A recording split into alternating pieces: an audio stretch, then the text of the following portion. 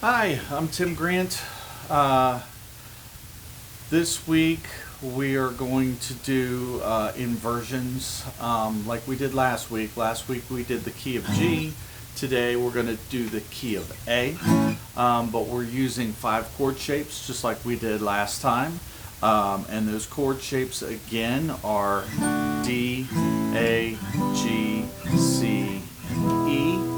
All of those will be based on those chord shapes. They're just going to be moved around the fretboard. So today we're going to do A, and I'll explain at the end why we're doing A and G back to back. So I'll explain that. So hopefully it makes a little bit more sense, and then maybe talk a little bit about why you're learning these inversions. It's going to help you down the road. So let's go ahead and get started. An A chord shape is like this. So if you watch the A video on the A chord, you will know that it's just three strings are pressed down, the rest are open. I don't typically play the top one, and when we're moving around, I usually, if you play the A shape down here, I usually just play the bottom four, sorry. Okay, so the A shape again, if you're not familiar with it, the top string, it can be played, it is the 5th of the chord, but I'm just leaving it alone today. So the 5th string from the top, it's the 5th string. 2nd string from the top, it's the 5th string is what we call it. That is open, that is your A note. So you're going to be looking for this here, and you're also going to, you're going to hear it several different places, and I'll show you how to find your chords. So here's your A, open 5th string, 2nd fret, 3rd string, or 4th string, 3rd string, 2nd fret, and then 2nd string, 2nd fret, and then open. Okay? Now, of course, like what we talked about before, is you can use your other fingers and move it up to another fret and make a whole nother chord. So this would be a B chord, but you're still using that A shape. It's got that basic shape and the same distances between your fingers. So this is the first one. So there's your A. The next one that I do, or the next inversion, is actually only one note changes really.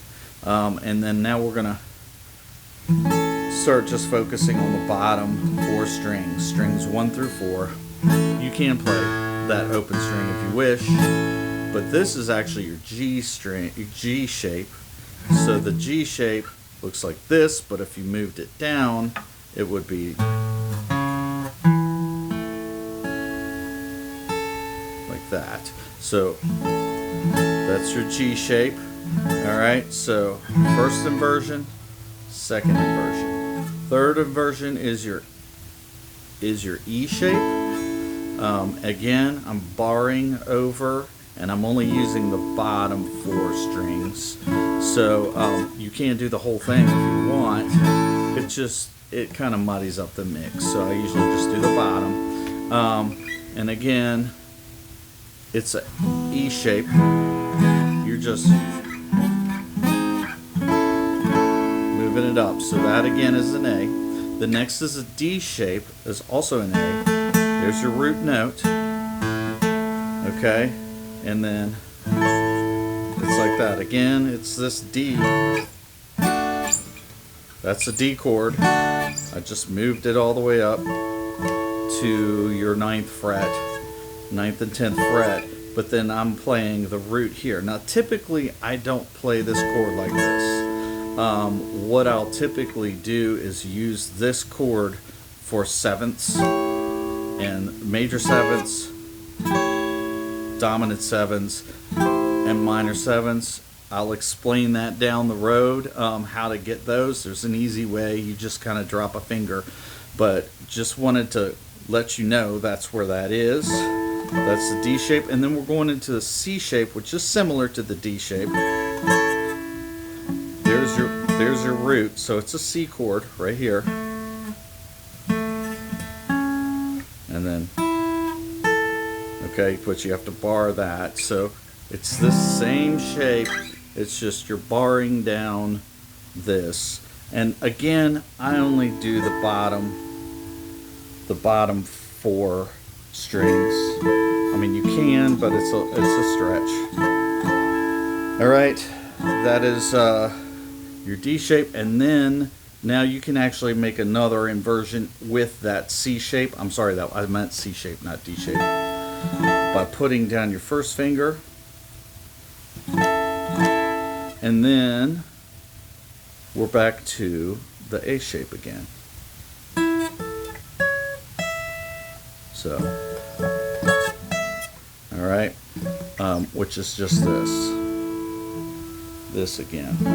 Okay, so real quick, for the inversions on an A, your first is your A shape, second is your G shape, there's your root right there. Third is your E shape, there's your root right there, and there's your root right there. You can also play it like that. Alright, then you've got you're keeping your root here, your root is your A note, and that's your D shape. Then we're going into a C shape. These are all A chords. Okay, you can extend that C shape, and then lastly you're back to the A shape again. Okay, all right, so let's talk about a second why I wanted to do the G shape and the A shape together. I like to watch YouTube and hear what other guitar players talk about, and John Mayer mentions about when soloing crossing the line, and I think this is a good example of crossing the line when you're soloing. And it just, let's move that G shape, let's do a C. G shape C is going to be right here, and then your A shape C is going to be right here.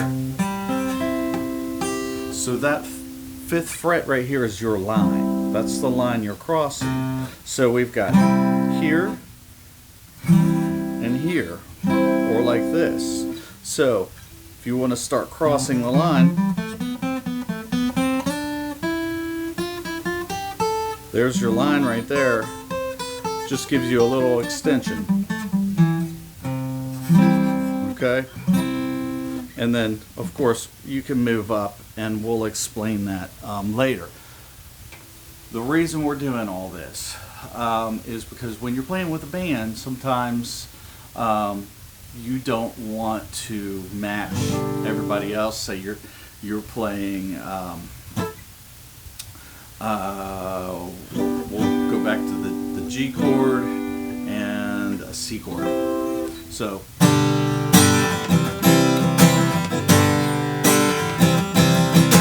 Got a bass player playing in the same range.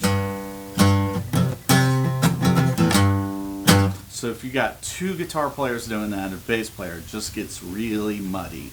So bring it up. You don't have to play all the notes, because you're just trying to find your space in the sonic realm of the band. And there's your, I'm using playing a G, using the C shape, and I'm playing the C using the E shape. And don't feel like you have to play all the strings. You don't have to,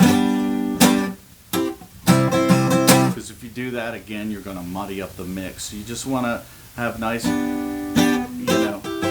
add something in that's not going to overtake or cause muddiness in the mix somewhere, because you got to think of a band as a spectrum. You got your bass and some of the drums down here, and then you have some guitars in here, and up here, where your tonal spectrum is, your frequencies.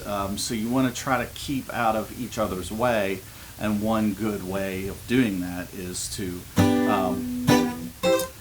stay in a different frequency than everybody else. Everybody wants to do this, and you got everybody doing it. It's just going to sound muddy. So I hope that helps. After this, we are going to do the C shape, and then the D shape and the E shape.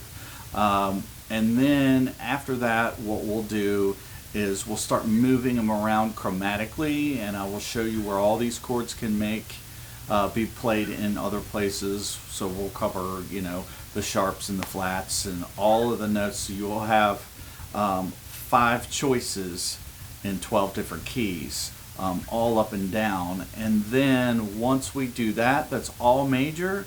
Once we do that, I'll start showing you how to do minor chords and 7th chords, and then on top of that, extensions. And again, this is all really simple if it's explained simply to you.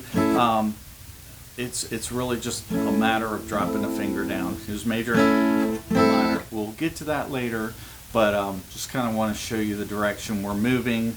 I'm going to have all of this on my website, timgrantguitar.com.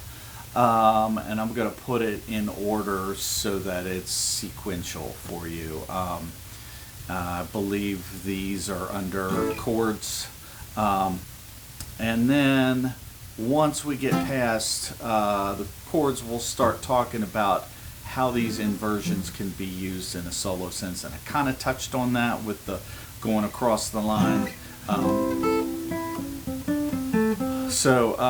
And that helps. And then when you move from chord to chord, it kind of guides you. You don't have to worry so much about what scale am I playing.